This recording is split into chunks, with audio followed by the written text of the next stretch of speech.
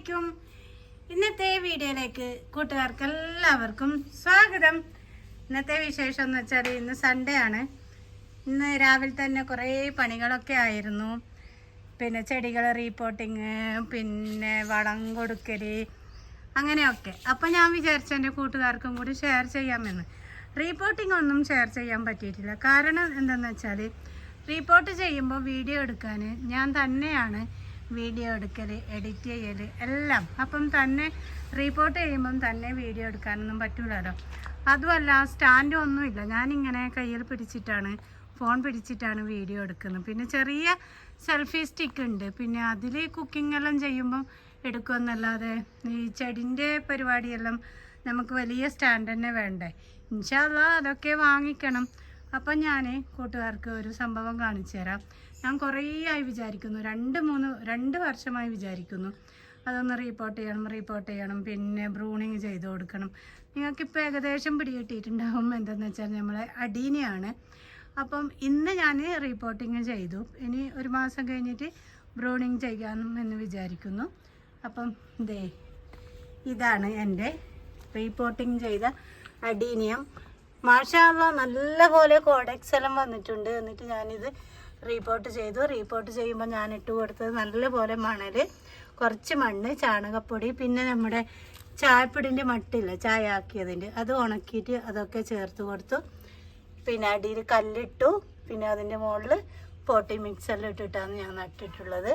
അപ്പോൾ ഇങ്ങനെ കോഡെക്സ് മുകളിലാക്കി വെച്ചു. അന്നേരം ഇൻഷാ അല്ലാഹ് ഇനി കോഡെക്സ് നല്ലപോലെ വളർന്നു വരുമായിരിക്കും. കണ്ടില്ലേ, എനിക്ക് ഒരുപാട് സന്തോഷമായി. കാരണം എന്ന് വെച്ചാൽ ഞാൻ പ്രതീക്ഷിച്ചിട്ടേ ഇല്ല മാഷാ അല്ലാഹ് എൻ്റെ അഡീനിയത്തിന് ഇത്ര വലിപ്പത്തിൽ, എന്താ പറയുക, 2 വർഷമേ ആയിട്ടുള്ളൂ, ഇത്ര വലിപ്പത്തിൽ കോഡെക്സ് വരും എന്നുള്ളത്. ഇതണ്ടേ, ഇനി ഇവിടെ നല്ല ബ്രൂണിങ്ങും ചെയ്ത് കൊടുക്കണം. ഇനി 1 മാസം കഴിയട്ടെ എന്ന് വിചാരിച്ചു. 1 മാസം കഴിഞ്ഞിട്ട് ബ്രൂണിങ് ചെയ്യാതെ മുട്ടൊക്കെ ഇട്ടിട്ടുണ്ട്. ഞാൻ കഴിഞ്ഞ ദിവസം ഞാൻ ഇത് ഫെർട്ടിലൈസർ കൊടുത്തതാണ്. കഞ്ഞിൻ്റെ വെള്ളവും ചാരവും ചാണകപ്പൊടിയും ഒരുപോലെ മിക്സ് ചെയ്തിട്ട്, അപ്പോഴേക്ക് നല്ല പൂക്കളെല്ലാം ആയിട്ടുണ്ട്. അപ്പം ഇതൊക്കെയാണ് ഇന്നത്തെ വിശേഷം. പിന്നെ ഇനി മാറ്റി നട്ടത് ഞാൻ കാണിച്ചു തരാം. ഇന്ന് ആമ്പൽ 2 പേരെ വിരിഞ്ഞിട്ടുള്ളൂ. പിന്നെ മാറ്റി നട്ടതെന്ന് വെച്ചാൽ ഈ പ്ലാന്റ് ഒന്ന് മാറ്റി നട്ടു. ഇത് നല്ല ഭംഗിയുള്ള പ്ലാന്റാണ്. ഇതെൻ്റെ കസിൻ്റെ അടുത്തുനിന്ന് കൊണ്ടുവന്നതാണ്. പിന്നെ അത് ഇമ്മാതിരിയുള്ള ചെടി കൊണ്ടുവന്ന് അപ്പോൾ ഇതെല്ലാം നല്ലപോലെ വളർന്നു വന്നു. പിന്നെ നമ്മുടെ അലേക്കേഷ്യ ഇതാ കുഞ്ഞുങ്ങളെല്ലാം ഉണ്ടായിട്ടുണ്ട്. അതെല്ലാം ഞാൻ ചെറിയ പോട്ടിലായിരുന്നു വെച്ചിട്ടുള്ളത്.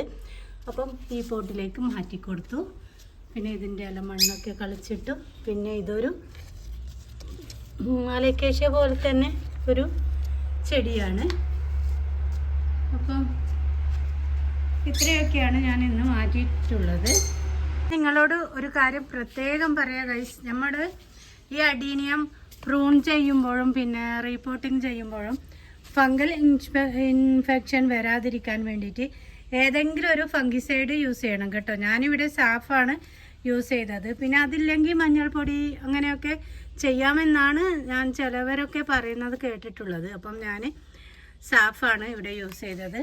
അപ്പം എന്താ പറയുക, ഇതിങ്ങനെ എടുത്തിട്ട് ഞാൻ മറ്റേ പഴയ പോട്ടിൽ നിന്ന് ഇതിങ്ങനെ പതിയെ ഇളക്കി എടുത്തിട്ട് നിറയെ വേരൊക്കെ ഉണ്ടായിരുന്നു.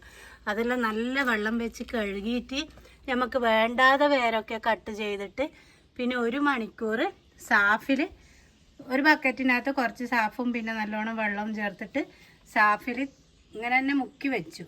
എന്നിട്ടാണ് 1.5 മണിക്കൂർ കഴിഞ്ഞതിൻ്റെ ശേഷമാണ് ഞാൻ റീപോർട്ടിങ് ചെയ്തത്. പോട്ടി മിക്സെല്ലാം ചാണകപ്പൊടി, പിന്നെ ചകിരിച്ചോറില്ല, അതിന് പകരം കുറച്ച് കരിയില, പിന്നെ കൂടുതൽ മണൽ, നമ്മുടെ ചരലോട് കൂടിയ മണലെടുക്കാൻ നോക്കണം, അതാണ് ഏറ്റവും ബെറ്റർ. പിന്നെ മണലില്ലെങ്കിൽ നമുക്ക് ഈ മക്ക് പൊടിയില്ലേ അതെടുക്കാം. പിന്നെ കുറച്ച് മണ്ണ്, ചാണകപ്പൊടി, പിന്നെ കുറച്ച് സാഫും കൂടി ചേർത്തിട്ടാണ് ഞാൻ നട്ടിട്ടുള്ളത്. കണ്ടില്ലേ നമ്മൾ കോഡെക്സ് ഒക്കെ. നമുക്ക് നേരെ അടുക്കളയിലേക്ക് കിടക്കാം. ഇന്നത്തെ ഉച്ചയൂൺ സ്പെഷ്യൽ എന്ന് പറഞ്ഞാൽ ബിരിയാണിയാണ്. സൺഡേ അല്ലേ, അപ്പോൾ ആങ്ങളെയുണ്ട്. അപ്പോൾ നമ്മൾ വിചാരിച്ചു ബിരിയാണി ഉണ്ടാക്കാമെന്ന്. അതിനായിട്ട് ഞാൻ സവാള, തക്കാളി, പച്ചമുളക്, ഇഞ്ചി, വെളുത്തുള്ളി എല്ലാം ചതച്ച് വെച്ചിട്ടുണ്ട്. നമ്മുടെ ചിക്കൻ ഫ്രൈ ചെയ്യാൻ വേണ്ടിയിട്ട് ഇത് മസാലയൊക്കെ ചേർത്ത് ഞാൻ വേവിക്കുന്നുണ്ട്. വേവിച്ചിട്ടാണ് ഫ്രൈ ചെയ്താൽ നല്ല അടിപൊളിയായി ഫ്രൈ ആയിട്ട് വരും. അപ്പം നല്ല ഉണ്ടാവും. വേവിക്കാതെയും ചെയ്യാറുണ്ട്. പിന്നെ മസാലയ്ക്ക് വേണ്ടി ചിക്കൻ ഇവിടെ മഞ്ഞൾ പൊടി, ഉപ്പ്, ഇഞ്ചി, വെളുത്തുള്ളിയൊക്കെ വേവിച്ച് വെച്ചിട്ടുണ്ട്. ഇനി നമുക്ക് ബിരിയാണി പരിപാടിയിലേക്ക് കിടക്കാം. ഇപ്പം അടുപ്പിൽ തന്നെ അധികം പാകം ചെയ്യാറ് ചായ മാത്രമേ ഗ്യാസിൽ വെക്കുള്ളൂ. അപ്പം നമ്മളിതാ അടുപ്പിൽ വെക്കാനും കരി പിടിക്കാണ്ടിരിക്കാനും വേണ്ടി ഈ സംഭവം വാങ്ങിച്ചു കഴിഞ്ഞ ദിവസം. ഇഷ്ടംപോലെ വിറകുണ്ടല്ലോ, അപ്പം അടുപ്പിലാക്കുന്നതാണ് ഏറ്റവും സുഖം. നോക്കിക്കേ വിറക് നമ്മളെ. അപ്പോൾ അതെ ചിക്കനും ഇവിടെ വെന്ത് റെഡി ആയിട്ടുണ്ട്. ഇനി ഇത് നമുക്ക് അടുപ്പിൽ നിന്ന് ഇറക്കി വെക്കാം. എന്നിട്ട് മസാലക്കുള്ള ചട്ടി വെക്കാം. കണ്ടില്ലേ, ഈ സംഭവം നല്ല പോലെ ചൂടായ പെട്ടെന്ന് ഉണ്ടാകുന്നുണ്ട് കേട്ടോ. അടിയിൽ മാത്രമേ കരി പിടിക്കുന്നുള്ളൂ.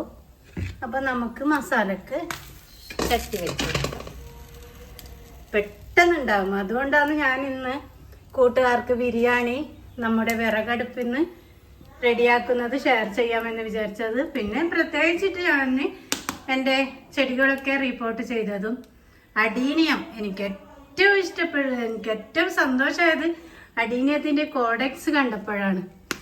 മാഷാ അല്ലാഹ്. അപ്പോഴേക്കും എന്താ മിന്നൂട്ടി എത്തി. മിന്നുവിന് കുഞ്ഞുവാവ വീണ്ടും ഉണ്ടായിട്ടുണ്ട് കേട്ടോ.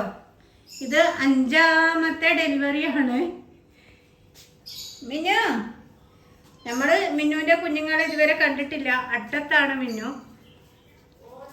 അട്ടത്താണ് മിന്നുവിന്റെ കുഞ്ഞുവാവകൾ ഉള്ളത്. ഷാമിലും എടുത്ത് മിന്നു എന്താ ഷാമില, മിന്നു ബാ, മിന്നു ബാ ബാ, എന്താ ബാ ബാ വാടി. അങ്ങനെ ഉള്ളി ഇട്ട് കൊടുത്തു, അതായത് നമ്മുടെ സവാള, പിന്നെ ഉപ്പ്, പിന്നെ മറ്റ് മസാലകൾ ഒക്കെ ഇവിടെ ഇങ്ങനെയാണ് വെച്ചിട്ടുള്ളത് നമ്മൾ. അപ്പം ഇത് ഇങ്ങനെ ക്ലോസ് ആക്കി ഇങ്ങനെ ഓപ്പൺ ആക്കിയിട്ട് എടുക്കാമല്ലോ. ഇപ്പം വർക്കേരിയിൽ നിന്ന് അങ്ങനെ ഒന്നും പാകം ചെയ്യാറില്ല. വെറും ചായയും പിന്നെ എന്തെങ്കിലും ചെറിയ കടികളൊക്കെ ഉണ്ടാക്കാറുള്ളൂ. നമ്മുടെ ഉള്ളി, പച്ചമുളക്, ഇഞ്ചി, വെളുത്തുള്ളി, കറിവേപ്പില എല്ലാം ഇവിടെ നല്ലപോലെ റെഡി ആയിട്ടുണ്ട്. ഇനി നമുക്ക് കട്ട് ചെയ്ത് വെച്ച തക്കാളിയും കൂടി ഇട്ട് കൊടുക്കാം. മൺചട്ടിയിലാണ് മസാല ഉണ്ടാക്കുന്നത്, അതും വിറകടുപ്പിൽ. ബിരിയാണിക്ക് ടേസ്റ്റ് കൂടും കേട്ടോ ഗൈസ്. അപ്പം ബിരിയാണിയൊക്കെ ഒരുപാട് എൻ്റെ ചാനലിൽ ഇട്ടതാണ്.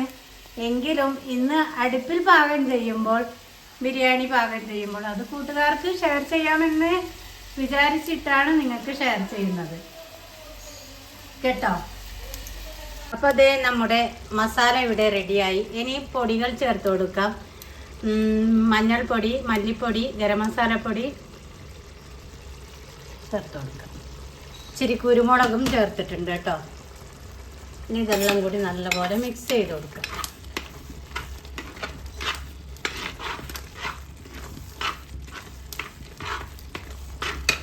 ഇനി നമുക്ക് വേവിച്ച് വെച്ച ചിക്കനും കൂടി ചേർത്ത് കൊടുക്കാം.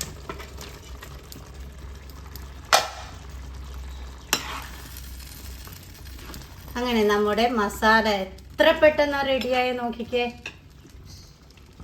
നമ്മുടെ മസാല ഇവിടെ റെഡിയായി. ഇനി നമുക്ക് ചിക്കൻ ഫ്രൈ ചെയ്യാം. അതേ ചിക്കനും ഫ്രൈ ചെയ്യാൻ ഇട്ടിട്ടുണ്ട്. ചിക്കനിലേക്ക് മസാലകളെന്ന് പറഞ്ഞാൽ ഇഞ്ചി, വെളുത്തുള്ളി പേസ്റ്റ്, പിന്നെ മുളക് പൊടി, മഞ്ഞൾപ്പൊടി, ഗരം മസാല പൗഡർ, പിന്നെ ആവശ്യത്തിന് ഉപ്പ്, ചെറുനാരങ്ങ. അങ്ങനെ നമ്മുടെ ചിക്കൻ ഫ്രൈ ഇവിടെ റെഡിയായി. മസാലയും ചിക്കൻ ഫ്രൈ എല്ലാം റെഡിയായി. പിന്നെ നെയ്ച്ചോറ് ഗ്യാസിലാണ് വെക്കുന്നത്. കാരണം ഇത് വിറകടുപ്പിൽ വെക്കാൻ പറ്റില്ലല്ലോ ഈ പാത്രം.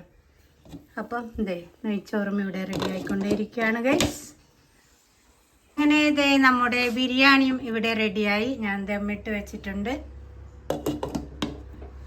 അപ്പം അങ്ങനെ എല്ലാം കഴിഞ്ഞു. എല്ലാം ക്ലീൻ ചെയ്തു. കുറച്ച് പാത്രങ്ങളൊക്കെ ഉണ്ടായിരുന്നു, അതൊക്കെ കഴുകി വെച്ചു. ഇപ്പുറത്തെ അടുക്കളയിൽ